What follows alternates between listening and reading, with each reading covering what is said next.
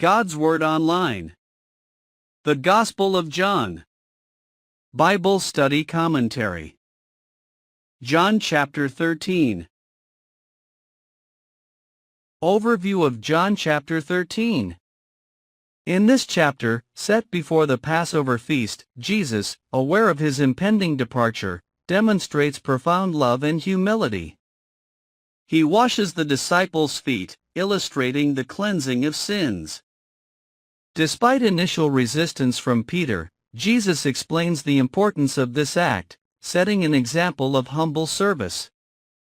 He identifies Judas as the betrayer, foretells Peter's denial, and gives the new commandment of love. Verses 1 to 17, Washing of the disciples' feet. Before the feast of the Passover, Jesus, knowing his departure was imminent, expressed profound love for his disciples. During supper, with Judas already set to betray him, Jesus, fully aware of his divine authority, took a towel, girded himself, and washed the disciples' feet. Approaching Peter, who initially resisted, Jesus clarified the symbolic nature of baptism, emphasizing the necessity of spiritual cleansing. Peter, being fervent, wanted more, but Jesus said that what he was doing was all that was needed. Jesus, knowing of Judas's betrayal, said not all of them were clean. After completing the washing, Jesus asked if they understood. This showed his role as teacher and Lord. He urged them to follow his example of being humble.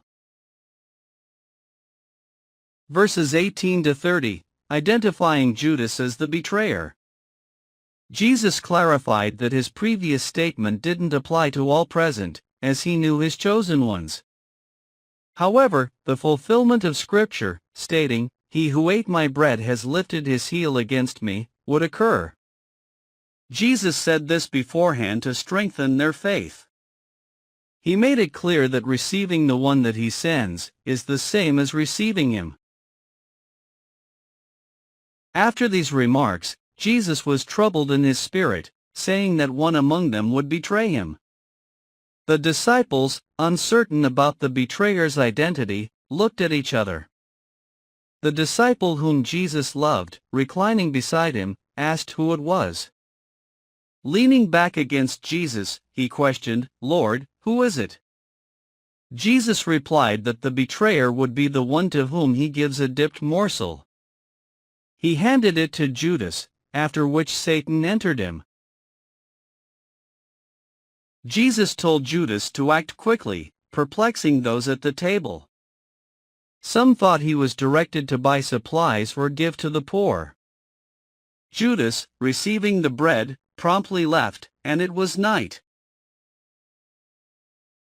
Verses 31 to 35, the new commandment of love.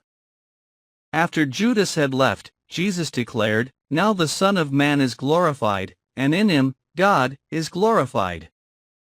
Jesus told that he was with them only for a short time. He said, "You will seek me, but just as I told the Jews, now I tell you, where I am going, you cannot come." Jesus said, "A new commandment I give to you, that you love one another. As I have loved you, so you must love one another. By this, everyone will know that you are my disciples, if you have love for one another." Verses 36 to 38, Peter's denial foretold.